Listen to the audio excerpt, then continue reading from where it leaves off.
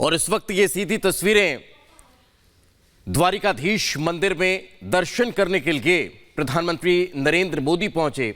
बेट द्वारिका मंदिर में प्रधानमंत्री नरेंद्र मोदी ने विशेष पूजा अर्चना की और इसी बेट द्वारिका ये वो स्थान जहां भगवान श्री कृष्ण से मिलने के लिए उनके परम सखा सुदामा पहुंचे। वहां यही परंपरा है कि जब सुदामा पहुंचे थे और चावल उन्होंने भेंट किए थे अंजलि, तो आज भी जब भी कोई श्रद्धालु वहां दर्शन करने जाता है तो वो चावल भेंट करता है। और इस वक्त प्रधानमंत्री नरेंद्र मोदी वहां विशेष पूजा अर्चना कर रहे हैं। बिल्कुल, और देखिए उन्हें ये पटका पहनाते हुए वहां के महंत नजर आ रहे हैं और पीएम नरेंद्र मोदी अब देखिए मंदिर में दर्शन पूजन करते हुए ये खास तस्वीरें आप देख पा रहे हैं। पुष्पांजलि अर्पित करते हुए पीएम नरेंद्र मोदी ये बेट द्वारका से सीधी तस्वीरें हम आपको दिखा रहे हैं। और आज ही यहां से जोड़ने वाला सुदर्शन सेतु जिसकी सौगात आज पीएम नरेंद्र मोदी देने वाले हैं दीपेश, क्योंकि अब तक बेट द्वारका तक का जो सफर होता था वो काफी ज्यादा ये कह सकते हैं कि संघर्षों भरा भी हो सकता था। यहाँ पर वाकई जो श्रद्धालु जब यहाँ पहुँचते थे तो एक नाव के जरिए उन्हें द्वारिका से बेट द्वारिका तक की यात्रा करनी पड़ती थी। और बहुत पुराना चंद्रमा के समान दिखने वाला एक द्वीप है और इस द्वीप पर ये स्थान भगवान श्री कृष्ण का है, जिसे शंखोधारा के नाम से भी जाना जाता है। और जहाँ भगवान कृष्ण ने शंख नामक राक्षस को बचाया था और यही कारण है कि इसका नाम कुछ इस तरह का भी पड़ा है। तो बेट द्वारिका इसका सबसे प्राचीन नाम अगर कहीं नजर आता है तो वो बेट द्वारिका, और उसका एकमात्र कारण यही बताते हैं कि यहाँ पर सुदामा से भेंट जो है वो हुई थी और उन्होंने भेंट में जो चावल दिए थे इसका सबसे बड़ा कारण ओखा जो द्वीप है वो कहीं ना कहीं इससे जुड़ा हुआ नजर आता है। यही कारण है कि अब जब जो सुदर्शन सेतु है उसका निर्माण होने के बाद जब वो आम लोगों के लिए खुल जाएगा तो जो श्रद्धालु वहां दर्शन करने के लिए पहुंचते हैं उनको एक बड़ी सौगात यहां पर मिलने वाली है। बिल्कुल बड़ी सौगात मिलने वाली है, क्योंकि यहाँ के पुजारियों ने, महंतों ने खुद इस बात को लेकर खुशी जाहिर की है। और जैसा कि तीर्थ यात्रियों को अभी तक नाव से सफर करने में, बुजुर्गों को नाव से सफर करने में काफी ज्यादा परेशानियों का सामना करना पड़ता था, लेकिन अब जब ये सुदर्शन सेतु, ये बड़ा केबल सपोर्ट ब्रिज बनकर तैयार हो चुका है और आज ये जनता को मिलने वाला है, तो ये खास बात देखने वाली होगी कि जब इस पर तीर्थयात्री सफर करेंगे और बेट द्वारका भगवान कृष्ण के दर्शन करने के लिए पहुंचेंगे तो वहां एक अलग ही श्रद्धा भाव प्रकट होगा। क्योंकि अब तक ये जो सफर होता था वो मुश्किलों भरा होता था और अब यात्रियों की, तीर्थ यात्रियों की संख्या खास तौर पर बढ़ सकती है, क्योंकि नाव से सफर करने में कई लोग हिचकिचाते होंगे।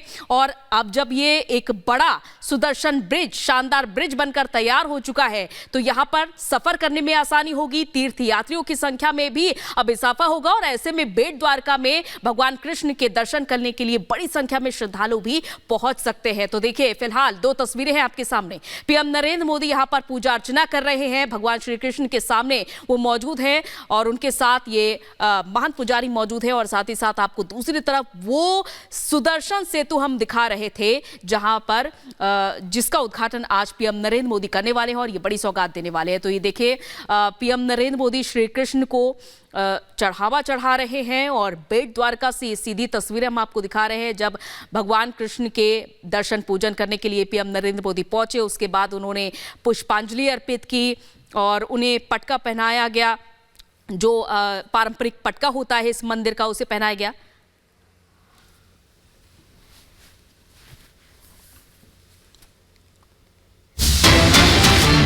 और इस वक्त ये बड़ी खबर आप तक पहुंचा रखे हैं। हूती के ठिकानों पर अमेरिका ने बड़ा हमला किया है।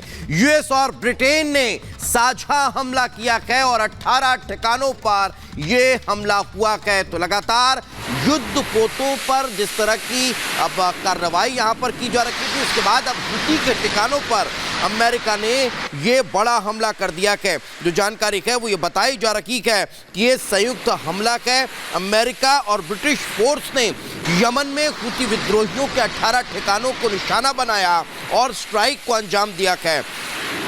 कई दिनों से लगातार ये अब नौवाहनों पर ये हमले जो हैं वो विद्रोहियों के द्वारा किए जा रखे थे। यही कारण है कि उन हमलों के बाद अमेरिकी और ब्रिटिश फोर्स ने यमन के हूथियों के 18 ठिकानों पर एक के बाद एक ताबड़तोड़ हमले किए गए। जो जानकारी है वो ये भी बताई जा रही है कि इन 18 जो अड्डे हैं हूती के, उनमें हथियार भंडारण सुविधा को नेस्तनाबूद कर दिया गया, मिसाइल भंडारण सुविधा को खत्म कर दिया गया, एक तरफा हमले वाले जो मानव रहित हवाई प्रणाली वाली जो व्यवस्थाएं थी उसे भी खत्म कर दिया गया है। वायु रक्षण प्रणाली को भी नुकसान यहां पर अमेरिका और ब्रिटिश ने पहुंचाया है। इतना कि नहीं, एक हेलीकॉप्टर को भी नुकसान पहुंचाया गया। इस बीच एक और ये बड़ी खबर आपको बता देते हैं, ताइवान की सेना का, और इस वक्त ये सीधी तस्वीरें जिस ब्रिज का हम जिक्र कर रहे थे, सुदर्शन सेतु का लोकार्पण प्रधानमंत्री नरेंद्र मोदी ने किया है। ये वो सुदर्शन सेतु जो देश का सबसे लंबा केबल पुल है। ये केबल ब्रिज ओखा मुख्य भूमि और बेत द्वारका द्वीप को जोड़ने का काम करने वाला है। और ये तस्वीरें इस वक्त आप देख पा रहे हैं, प्रधानमंत्री नरेंद्र मोदी ने इस ब्रिज का लोकार्पण किया है। और उस ब्रिज को कैसे सौगात के तौर पर आम जनता के लिए खोला जाएगा, वो अपने आप में ऐतिहासिक पल। ये तस्वीरें आप देख पा रहे हैं, यही वो ब्रिज है जिसका लोकार्पण प्रधानमंत्री नरेंद्र मोदी करते हुए नजर आ रहे हैं। लगभग 2.32 किलोमीटर लंबा ये ब्रिज रहने वाला है, जिसका नाम सुदर्शन सेतु रखा गया है। और लगभग 980 करोड़ रुपए की लागत से यह बनकर तैयार हुआ है। इस सुदर्शन सेतु की खासियतों का अगर जिक्र किया जाए तो ओखा बेट द्वारका सिग्नेचर ब्रिज के नाम से भी इसे जाना जाएगा। ये पुल द्वारिकाधीश मंदिर में आने वाले जो श्रद्धालु हैं, तीर्थयात्री हैं, उनके लिए बहुत ज्यादा महत्व रखता है। जो श्रद्धालु इससे पहले अगर द्वारिका बेट द्वारिका दर्शन करने गए होंगे तो उन्हें इस बात का ध्यान होगा कि आखिर इस ब्रिज की कितनी ज्यादा आवश्यकता थी और इसके ओपन होने के बाद कितना ज्यादा फायदा न सिर्फ यहां रहने वाले लोगों को बल्कि जो श्रद्धालु हैं उनको भी होगा। बेट द्वारिका में जो लोग निवासरत थे, जो लोग रहते थे, उन्हें द्वारिका आने के लिए ये जो तस्वीरें आप देख रहे हैं कुछ इसी तरह की नाव का रोजाना उससे सफर करना पड़ता था। लेकिन अब इस ब्रिज के बनने के बाद उन्हें भारी सुविधा होने वाली है। सुदर्शन सेतु का डिजाइन बहुत खास नजर आ रहा है, अद्वितीय ये डिजाइन है। इस पुल के दोनों तरफ श्रीमद् भगवद गीता के श्लोकों और भगवान कृष्ण की छवियों से इसको सुसज्जित किया गया है, ताकि जब आप यहां से गुजरेंगे तो आपको उसका दीदार होगा, आप उन श्लोकों को पढ़ भी सकते हैं।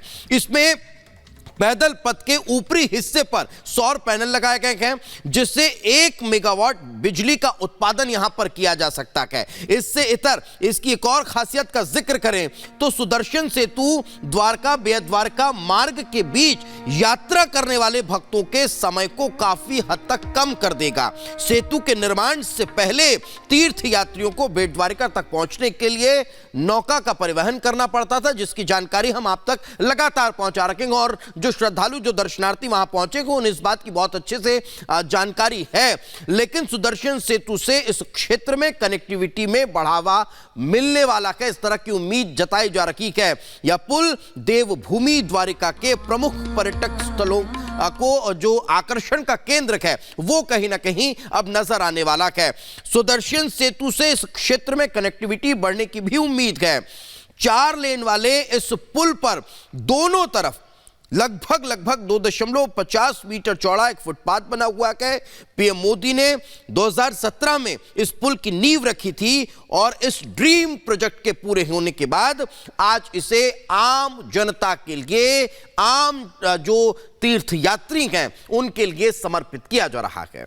और बिल्कुल अब तक ये देखा जाता था कि जो द्वारका आने वाले श्रद्धालु होते थे, लगभग 70% श्रद्धालु वापस लौट जाते थे और बेट द्वारका तक वो पहुंच नहीं पाते थे। लेकिन अब उनका ये सपना साकार होने जा रहा है, क्योंकि सुदर्शन सेतु का उद्घाटन आज पीएम नरेंद्र मोदी कर रहे हैं। और एक तरफ हम आपको वो तस्वीर दिखा रहे हैं जब बेट द्वारका पीएम नरेंद्र मोदी पहुंचे, उन्होंने पूजा अर्चना की, और सुदर्शन सेतु पर पीएम नरेंद्र मोदी खुद मौजूद है, जिसकी खासियत हम अभी आपको बता रहे थे कि किस तरह से इस पुल को बना करके तैयार किया गया है और ऐसे में जाहिर तौर पर तीर्थयात्रियों की संख्या भी बढ़ेगी और ऐसे में आने जाने में भी जो दिक्कतें हुआ करती थी, नाव का सहारा लेना पड़ता था, जो तीर्थयात्री थे ओखा से नाव के सहारे जाया करते थे और अब ये उनकी पूरी परेशानी हट जाएगी क्योंकि अब सुदर्शन सेतु के माध्यम से ओखा से अब बेट द्वारका के लिए दर्शन करने के लिए पहुंचेंगे। यानी कि द्वारका से बेट द्वारका तक का ये सफर आप देख सकते हैं कि बेहद आसान और सुगम हो जाएगा और इससे तीर्थयात्रियों के संख्या में भी बढ़ावा देखने को मिलेगा। तो समुद्र में केबल डालकर इस पुल को तैयार किया गया है और इस पुल की जैसा कि हम आपको खासियत बता रहे थे कि जैसा कि भगवत गीता के श्लोक लिखे हुए हैं, पूरी तरीके से सुदर्शन जैसा कि नाम दिया गया है दीपेश इसका कि भगवान श्री कृष्ण के उंगली में वो सुदर्शन था और उसी